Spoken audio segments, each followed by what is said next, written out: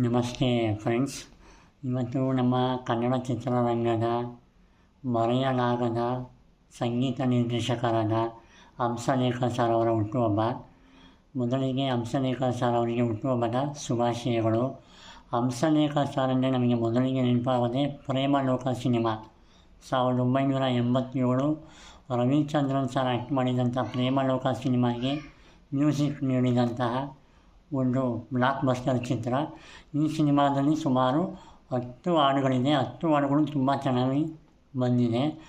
1973 ತ್ರಿವೇಣಿ ಚಿತ್ರದ ಮೂಲಕ ಸಾಹಿತ್ಯ ಬರಹಗಾರರಾಗಿ ಕನ್ನಡ ಚಿತ್ರರಂಗಕ್ಕೆ ಎಂಟ್ರಿಯನ್ನು ಕೊಡ್ತಾರೆ ಹಂಸಲೇಖ ಸರ್ ಅವರು.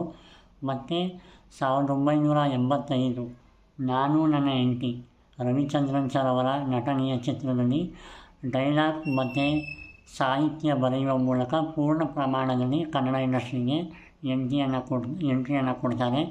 1987 ಪ್ರೇಮಲೋಕ ಚಿತ್ರದ ಮೂಲಕ ಮ್ಯೂಸಿಕ್ ಡೈರೆಕ್ಟರ್ ಆಗಿ ಕನ್ನಡ ಚಿತ್ರರಂಗಕ್ಕೆ ಎಂಟ್ರಿಯನ್ನು ಕೊಡ್ತಾರೆ. ಇದುವರೆಗೂ ಸುಮಾರು 375 ಹೆಚ್ಚು ಚಿತ್ರಗಳಿಗೆ ಸಂಗೀತವನ್ನು ನೀಡಿದ್ದಾರೆ. 3500ಕ್ಕೂ ಹೆಚ್ಚು ಹಾಡುಗಳನ್ನು ಬರೆದಿದ್ದಾರೆ. ಒಟ್ಟಾರೆಯಾಗಿ ಅವರಿಗೆ 1 ನ್ಯಾಷನಲ್ ಅವಾರ್ಡ್ ಬಂದಿದೆ, 6 ಬಾರಿ ಫಿಲಮ್ಫೇರ್ ಅವಾರ್ಡ್ ಬಂದಿದೆ, 7 ಬಾರಿ ಕರ್ನಾಟಕ ಸರ್ಕಾರ ಕೊಡುವ ಅತ್ಯುತ್ತಮ ಸಂಗೀತ ನಿರ್ದೇಶಕ ಪ್ರಶಸ್ತಿ ಕೂಡ ಬಂದಿದೆ. ಮತ್ತು ಬೆಂಗಳೂರು ವಿಶ್ವವಿದ್ಯಾಲಯದಿಂದ ಗೌರವ ಡಾಕ್ಟರೇಟ್ ಪದವಿಯನ್ನು ಕೂಡ ಅವರು ಪಡೆದಿದ್ದಾರೆ. ಹಂಸಲೇಖ ಸರ್ ಮತ್ತು ರವಿಚಂದ್ರನ್ ಸರ್ ಅವರ ಸಿನಿಮಾಗಳು ಯಾರೂ ಕೂಡ ಮರೆಯೋಕ್ಕಾಗಲ್ಲ, ಮತ್ತು ಅವರ ಹಾಡುಗಳಿಗೂ ಕೂಡ ಮರೆಯೋಕ್ಕಾಗಲ್ಲ. ಮತ್ತು ಹಂಸಲೇಖ ಸರ್ ಮತ್ತು ಡಾಕ್ಟರ್ SP ಬಾಲಸುಬ್ರಹ್ಮಣ್ಯಂ ಸರ್ ಅವರ ಒಂದು ಗಾಯನ ಅಥವಾ ಮ್ಯೂಸಿಕ್ ಅದು ಕೂಡ ಮರೆಯೋಕ್ಕಾಗಲ್ಲ. ಹಂಸಲೇಖ ಸರ್ ಅಂದರೆ ನಾದ ಬ್ರಹ್ಮ ಅಂತಲೂ ಕೂಡ ಕರೀತಾರೆ. ಒಬ್ಬ ಅದ್ಭುತವಾದ ಎವರ್ಗ್ರೀನ್ ಸಂಗೀತ ನಿರ್ದೇಶಕ ಅಂತ ಕೂಡ ಹೇಳೋದು ತಪ್ಪಾಗಲ್ಲ.